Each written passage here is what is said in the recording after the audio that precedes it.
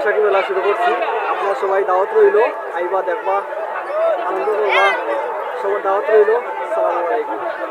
নয়খন্ডি মেলা আজকে আইলাম আর খুব সুন্দর পরিবেশ, মানুষও আসেন।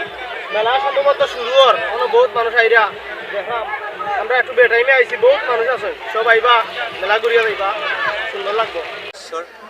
শুভ নববৎসর কর্তৃক আয়োজিত এক বিরাট মেলা ইটাহরি গ্রামবাসী ও প্রবাসী বৃন্দদের আয়োজনে আমাদের ইটাহরি গ্রামে এক বৈশাখী মেলা উপলক্ষে অনুষ্ঠান আয়োজন করা হয়েছে।